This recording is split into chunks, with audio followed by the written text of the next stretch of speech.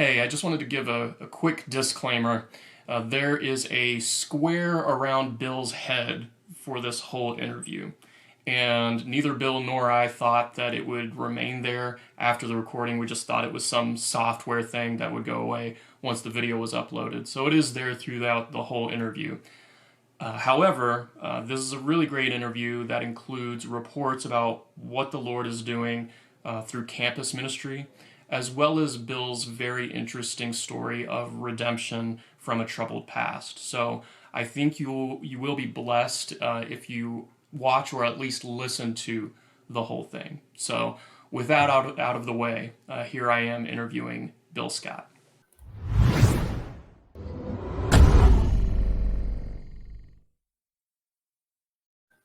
Hey everybody, I'm Tyson James, president of Sound Faith Consulting. Today I have the pleasure of interviewing one of our esteemed clients, Missionary Apologist Bill Scott.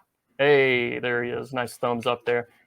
Bill is living out in Texas and he's doing some great work with some various ministries. And today I just wanted to get him on because we had a chance to hang out in Texas just a couple weeks ago, and it was a fantastic time, and I think he's doing phenomenal work. And so I want you guys to be aware of what he's doing and give his vision for the future of his ministry and ways that you might be able to support him. So, Bill, welcome. Yeah, thanks for having me on, brother. I appreciate it.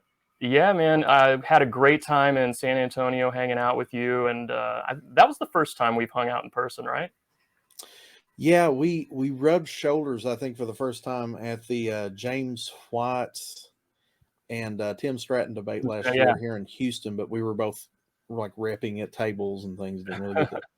Yeah, San Antonio was fun though, man. I highly recommend SBL, ETS, EPS for anybody who's interested in this kind of stuff. Sure. Yeah, absolutely. Well, before we get too far into things, I always start off my interviews with the same question. What is your earliest memory? No, I don't think anybody's ever asked me that before. What? What is what is my earliest memory? That would have to be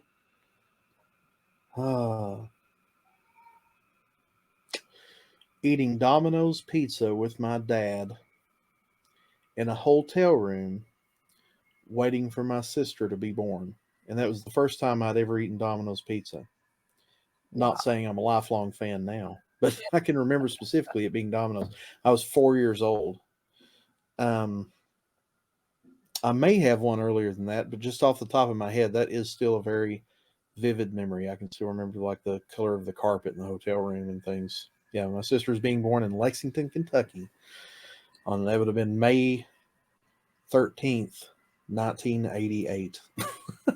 So it's probably May 12th or something, I guess.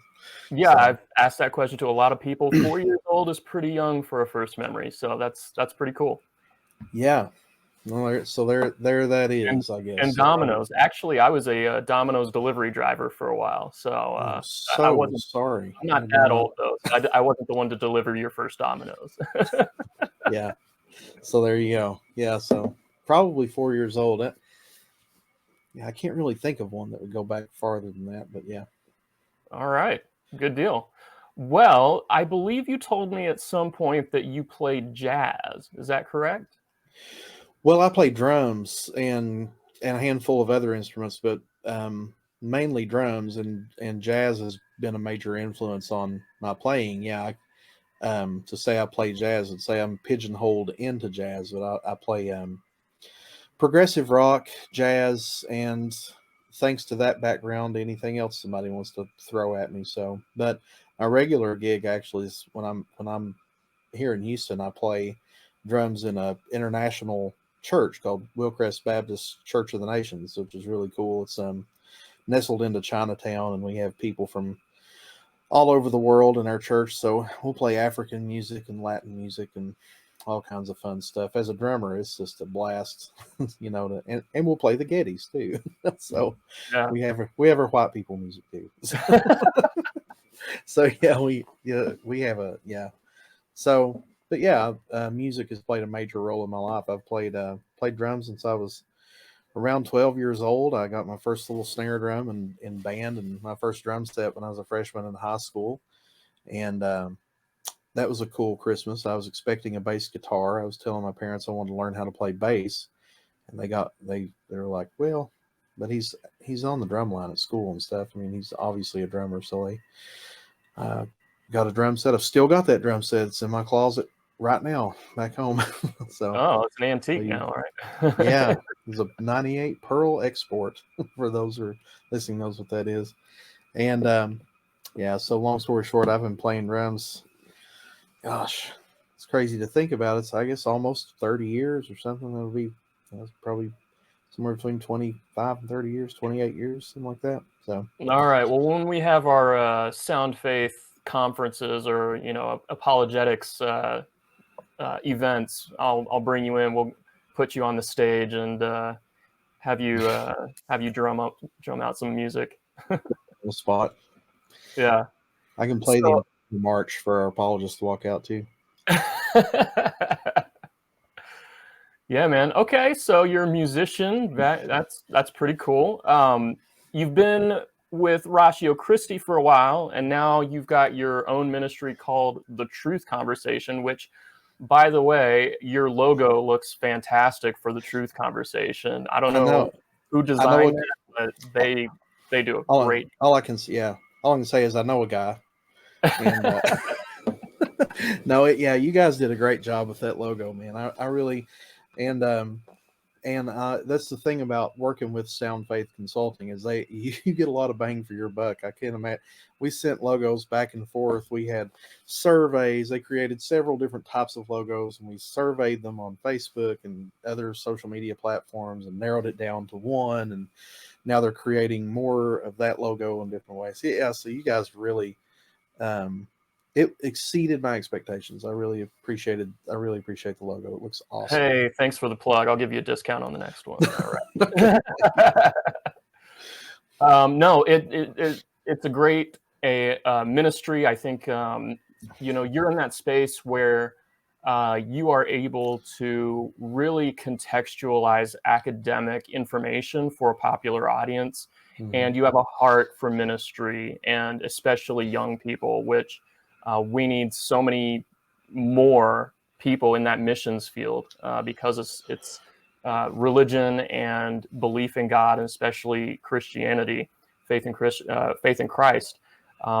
It's dying away among young people, and so you and your ministry are extremely valuable right now. So I hope this gives you the exposure to get more support, because it is important that we support people like yourself in this space. So doing all of that, Ratio Christi and the Truth Conversation. Now, how did you first get involved in ministry, and why have you decided now to devote yourself to it full time? Well, I got involved in Christianity. I got involved in ministry just as early as a month after I was a Christian, actually, because I wasn't raised in church. I wasn't born again at a young age.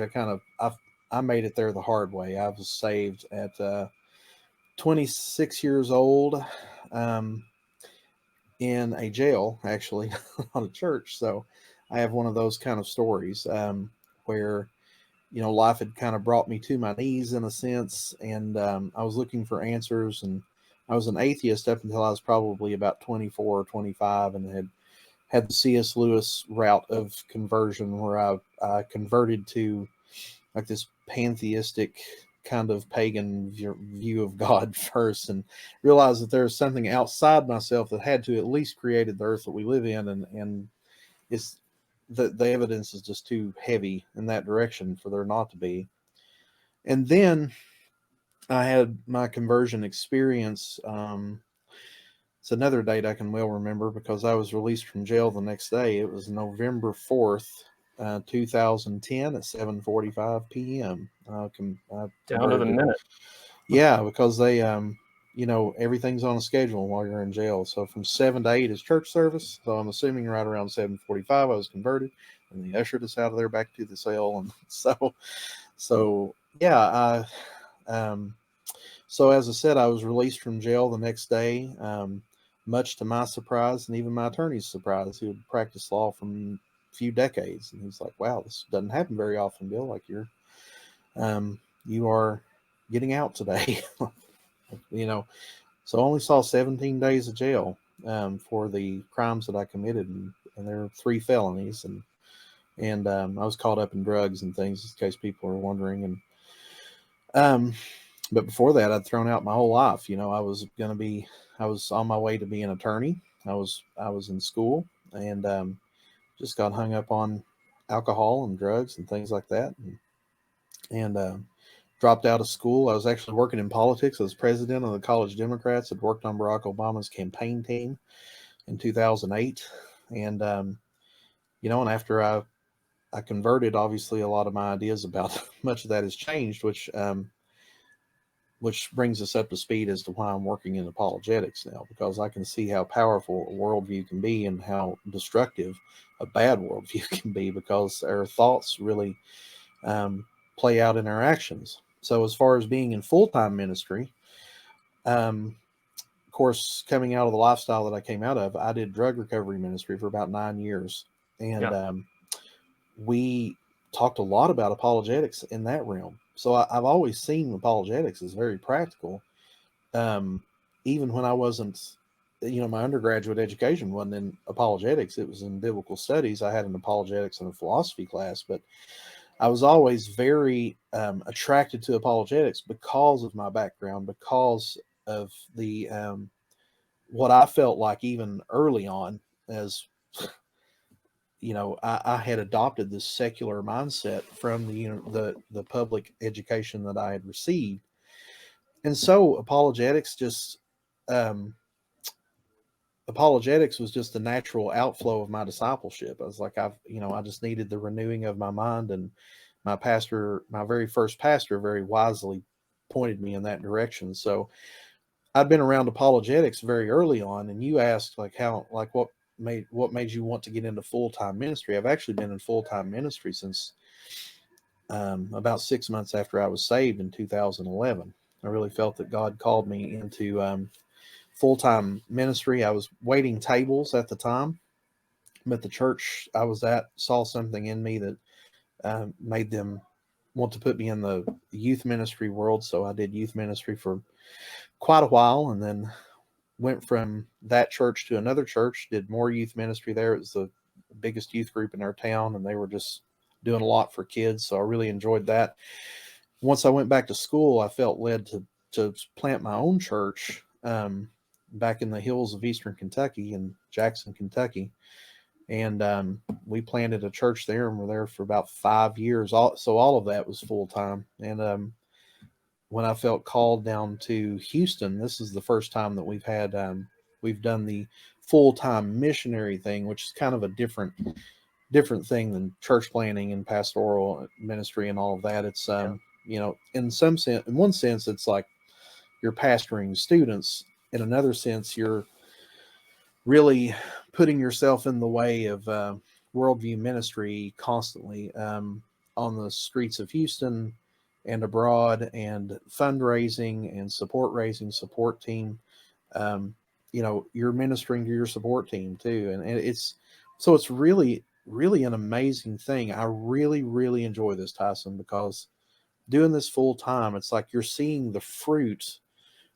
From, I don't know if you guys can hear it, but I'm in my office right now at Houston Christian University, and just outside my door is some of my students, and they're in there laughing around a table, just enjoying community together, talking about apologetics and theology, and probably whatever stupid YouTube video they found or something, and just living life together. And then at the other side of that, I'm seeing all of these people that are so burdened for this generation and how they want to support, and how they're at a place where they're giving to this. And so it's like I get to see both sides of that all the time. And I'll tell you, man, it's a huge blessing for me to see how all of that just comes together through this ministry. And I really feel blessed to be just kind of a channel for that kind of grace, if you will. Just by the grace of God, I'm here today, and it's just it's just living life like that is so fun. It's so cool. Yeah. I encourage people to get into it. Don't be afraid of that. Don't be afraid of this. This weird missionary world. It's the most fun we've ever had, probably. Well, I tell you, you're always posting videos and pictures and, social media posts about all the stuff that you do and all the little events that you put on. And you guys always look like you're having a great time. And it always looks like you're getting into some really fun conversations about the things that matter and having fun doing it. And that's exactly the type of ministry that's going to reach, I think, the youth of today and those in college and those people of those ages. Yeah. Well, and that's the way we want to do it. Man, God really knew what he was doing when he sent me down here, because I honestly don't have our ministry's thriving right now, and it's cool to see it thrive. I mean, yeah, we've got it. It's not perfect. We've got our areas of growth. We've got our growing pains, but he really put me in a place that has helped me to thrive in so many ways. Not least, I'll have to give a shout out to the dean of our department here at the School of Christian Thought, Phil Talon. Man, he is such a ministry minded guy. Yeah. And he did college ministry. Did one of the largest college ministries in the country at University of Kentucky's.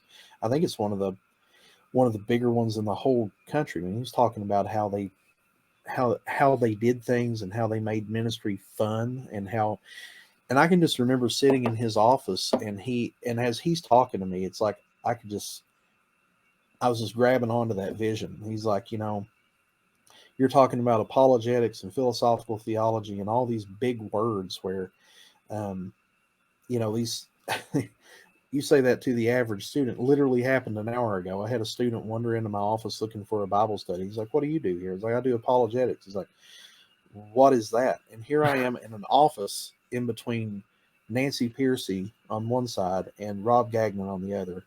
And here's a student walking into my office, doesn't even know what apologetics is. And we encounter that all the time. I mean, William Lane Craig teaches at this school, Mm-hmm. and and these kids are like, who's William Lane Craig? You're like, come in my office. Here's some books. Take this home. And they're like, wow, You're about to get an education. Yeah, really.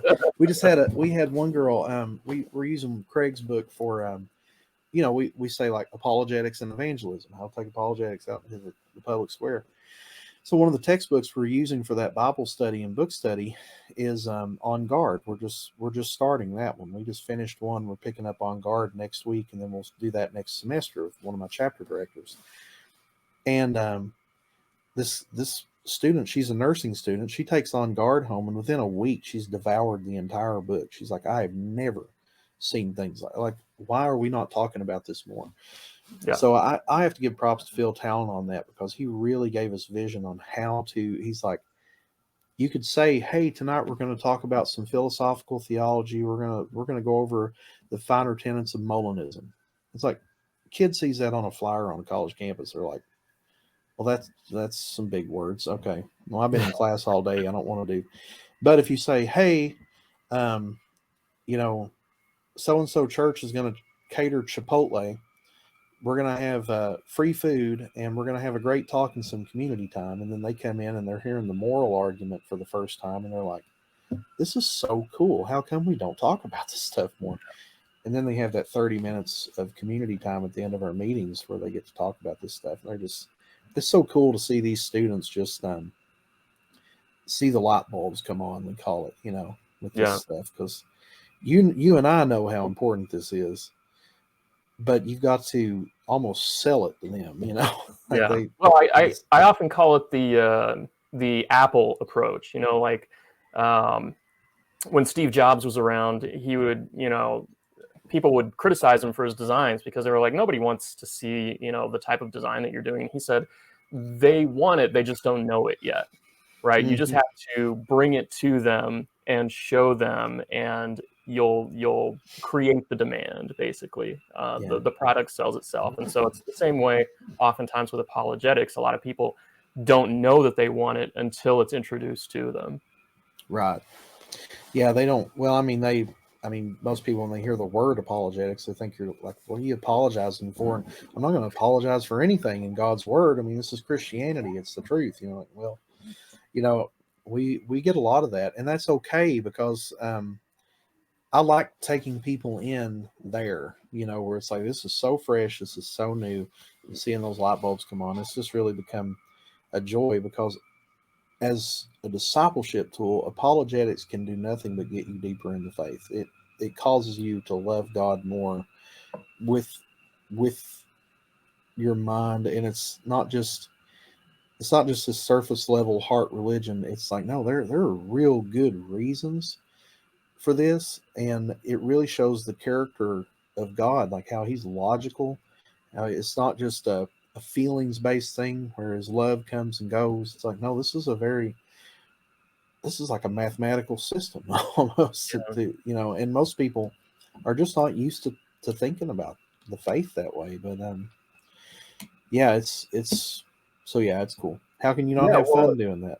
yeah. So you're doing great work there at HCU in Texas, but you also recently had the chance to go to Africa, which sounds really cool. How in the world did that trip come about, and what did you do there? Um, that trip came about by my friend Jaime, who lives here in Houston. He's actually I got connected to him through our chapter advisor, Dr. Louis Marcos. If people know who Dr. Marcos is, he's a C.S. Lewis scholar. And if you don't know who he is, just look at his Amazon page. You'll be impressed. He's written like 30 books or something. It's crazy. And you That just guy's, interviewed him, right? So is that yeah, interview up yet? it is. It's on our channel, on the Okay. Truth Conversation on YouTube. Yeah, if you want to dive into that man's mind for a little bit, it's man, he knows way too much. But anyway, he introduced me to Jaime because Jaime was he was a local educator that really admired Dr. Marcos's work, and he'd bring Dr. Marcos along to do speaking engagements, things like that. And so we kind of hit it off because I'd been to Africa before, back in 2019, doing some teaching and apologetics work over there, in Uganda and Kenya, in local churches, village churches, because I've always just had a heart to bring apologetics into the local church, the street level, so that people can grasp that on a more grasp these profound truths, these heart, like people usually think when they think apologetics, they think, gosh, this is this hard, like seminary level stuff. Like, well, there's you just got to get a foundation in it, and you can just build on that foundation. So that's what I was doing over there. And so Jaime and I were talking about, he'd done like 15 trips to Africa or something like that. He can speak some basic Swahili. I mean, this guy's he loves it. Wow. So teaches in a seminary over there most summers. So he got me connected to some people in Nairobi who had started some apologetics. He's like, hey, you're doing a master's degree in apologetics. I know some guys that are trying to get apologetics ministries off the ground in Kenya. So, make a long story short, I connected with some of those guys with Apologetics Kenya and ACFAR, the Africa Center for Apologetics Research, and they're like the ground troops of getting apologetics going in Kenya. So the plan was to go to Bujumbura, Burundi, and help with some church planting there and do some street ministry and street evangelism. That was really cool. We saw, over a couple hundred people give their life to the Lord through that trip, and Mm. uh, and most importantly, they didn't just profess to having a conversion, but they were being converted into a church group that will disciple them, and that's really major if you're working overseas. That's the first thing I ask overseas missionaries that start throwing these big numbers out. It's like, oh, we had this many converts. Well, how many of those are being followed up with discipleship? Because Yeah. because you might get them converted, and then they're going over here to the church, and it's like, well, what's the church? Then you read the whole sign that says the Church of the Latter Day Saints or something like that, and it happens all the time over there. Yeah. And so when I get to Kenya, um, the plan was to speak in a couple of colleges there. And so before I came, I asked, like I always do, is there anything in particular that you'd like me to speak about? And typically people will say, whatever the Lord lays on your heart, brother, just come over here and share whatever God's given you. We're just glad you're coming, and we're so thankful you're. Well, for the first time, my friend Kevin in Nairobi, he said, well, since you asked if you could talk about anything, could you please talk about LBGTQ apologetics? I'm like, um, I guess so. Like, wow, what's going on? Because my field of expertise is more like world religions, basic apologetics, getting people, cultural intelligence, cultural apologetics, things like that. So LBGTQ apologetics was not something I ever aspired to talk about or try to gain any expertise on. But it just so happened in God's providence that He placed me in Nancy Piercy's class on Love Thy Body the last semester of my master's degree last spring. And so that class became kind of a preparation for a mission I was taking in June, into Kenya. So Yeah. as I'm learning about the whole LGBTQ world and thinking about it very deeply for the stuff I was doing in that class, I was like, this is just how God works things out. So yeah, so as I went over to Africa, I was that's what I spoke on, and I ended up speaking in more than a few universities, and I mean it was a crazy schedule because once I got over there and the word got out about what I was talking about, all these other gigs, as Douglas Groothuis calls them, he'll use musician language. All these other gigs started lining up. These doors just kept opening. So before I know it, I'm talking on um, a couple of different radio programs. I'm talking on a live television program, and all this stuff's all over the internet now. Yeah. And one of my buddies saying like, there's a lot of people in Kenya that know your name now because of all this. Because what people don't realize is that apologetics in the mission field is such an apostolic ministry.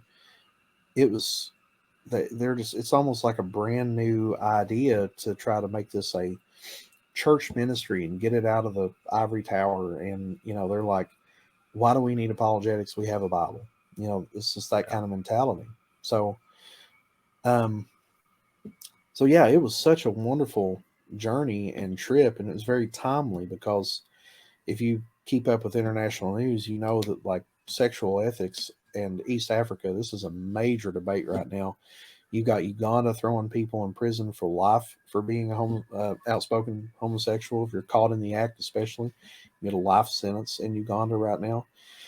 And what caused the revolution in Kenya was the Supreme Court had thrown out a law that was left over from the times that they were a British colony, and they threw out this colonial law that said that homosexuals would see 14 years in prison, I think it was, and but couched into the Supreme Court's ruling was also the ability for gay rights and activist groups to set up shop in Kenya. So the very first thing they came after was churches and the mosques, and so now for the first time, you've got not just the church uniting and wanting to learn apologetics and how to answer their culture, but you also have Christians locking arms with Muslims marching in the street saying like we want to preserve the Kenya we grew up in and things like that, and working together in a very real like cross cultural dialogue and all of this. And it's just golden opportunity for apologists. If you're an apologist and you're looking to go into missions, Kenya is your place to go right now. It's just really a movement right now, and I was glad to be there. Just kind of the beginning of it is really neat. Well, man, you've had some great experiences in this last year, and God is using you powerfully. And I think what it shows is that there's not just a hunger for it here. You're talking about on the university campus, how your ministry is Mm-hmm. thriving there, but also you just go over there and suddenly you're flooded with requests for gigs because, again, when you present this type of material, people find out that they want it, and the word spreads, and more people want it. And it's super helpful in a very practical way for people to go deeper into their relationship with God. Mm-hmm. And we see that at Reasonable Faith all the time. You go to our testimonials page, and we've got testimonials from people all over the world who are Yeah. just so profoundly impacted by the work that Dr. Craig has done and other apologists. So that's why we need people like you sharing that information with the world. So speaking of that, as we wrap up, I think for the future of your ministry, And because it's so important, I really want our viewers to be able to support you somehow. Mhm. So, what is the best way to do that in the near future? Yeah. So, well, you can you can check out the link in the bio. We'll have in the video here that you can follow that link. And what's great about working with Ratio Christie is I was actually looking up, like, we were starting the truth conversations, like, how do we want to do fundraising for this? Do we do it separately from Ratio Christie? How does this work? How does that work? A lot of people use Patreon. I was like, well, for what it costs to use Patreon, Ratio Christie is such a wonderful mission society. The missionaries get on, I mean, we get a lot. We get a high percentage of what you give to us. It's actually a better fundraising platform than Patreon. So I'm like, let's just keep what we're doing. It's Yeah, already it's fantastic. All right, so we'll have so those links for people to mhm. check out. And you're also currently raising funds for Tab, right? Your wife. Yeah, Uh, yeah. So yeah. talk a little bit So about that and what the need is there. So if you follow our link right now and you give, say, monthly to our mission, which is probably our biggest need, that all of our fundraising is going toward raising my wife a salary. She's always worked bivocational while we've been in ministry, but now our ministry is getting to a place to where we're going overseas more and more. We have 2 or 3 trips lined up this year, and we're going overseas and doing different things. I'll talk about that in just a second. But so, long story short, like, our ministry is not just local anymore, and we really need Tab to come on board in every way possible as we're ministering to these young ladies and students here at HCU. Tab is just really awesome at that, and she's constrained right now working this 9 to 5, which that was part of the arrangement. Um, and we've always been fine with that, but now it's just becoming a little. It's becoming unmanageable, really, and so we're trying to get Tab fully funded so that she can travel and work closer with me. And it's a whole new journey, and we're excited for that adventure. And then, um, so we're trying to raise a $4,000 a month salary for Tab, and then, and that's also going to go toward private health insurance. We have to pay taxes on that, so that's what that's going to look like. So it's we've always tried to do maximum amount of work with minimal amount of overhead. So Yeah. so we're starting there with the raising the 4,000 a month, and I think we're about 15% last time I looked a couple of days ago on the way, and we've picked up a couple of new donors. We don't like to call them donors; we call them support team, because that's what they're doing. It's a very awesome way of not everybody can come on the ground, but you can be Yeah. part of the team. That's right. So it's really cool. I'm sure you see that in Reasonable Faith as well. I'm not sure how you Yep. guys do it. Yeah, absolutely. Mhm. So, yeah, we're going to post the links for that. So, you guys out there watching this video, he needs a larger support team, and he's doing phenomenal work. And I Mhm. give him my hearty recommendation.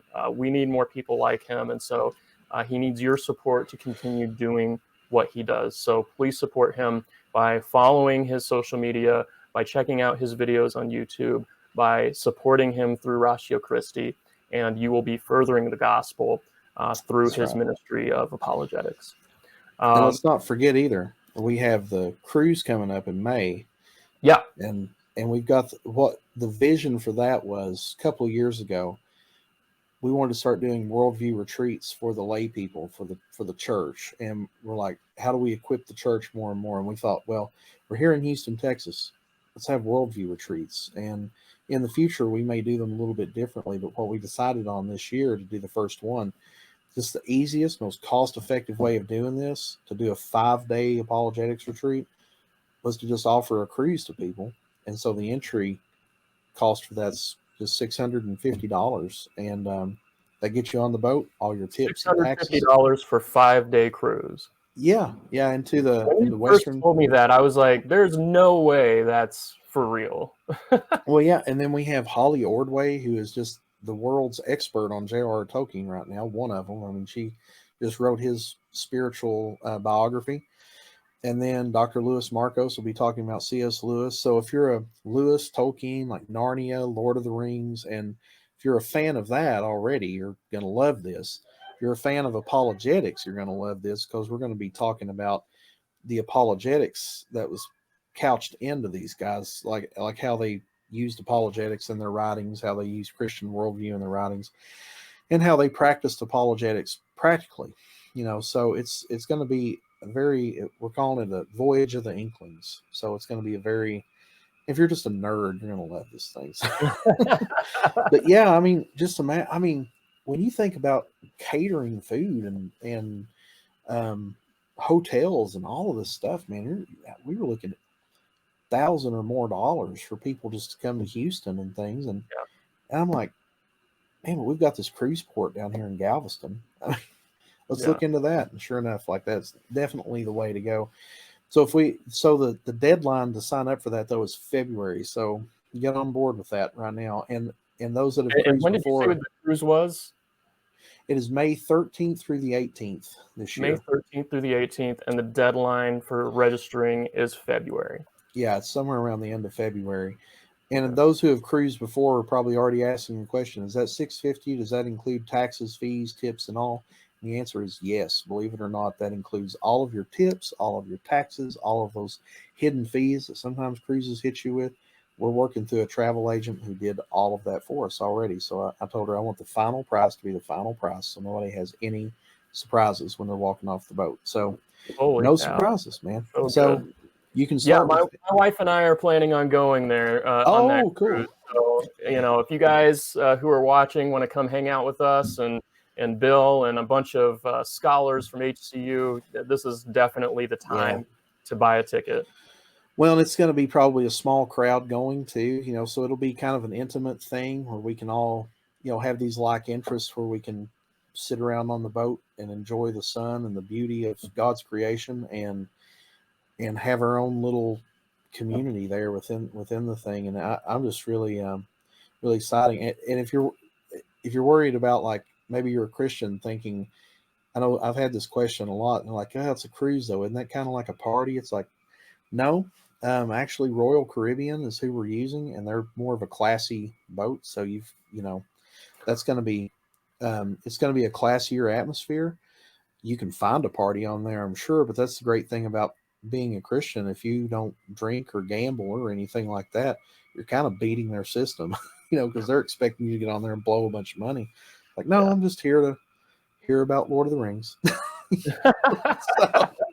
so go to the Broadway shows at night, maybe for free, but so that's really cool. And so, but right now we were talking about fundraising. We are still raising funds for that. I'm sure that God's going to meet every need for this, but we've actually, when you follow our link, you'll see our campaigns on there. There'll be links for our campaigns.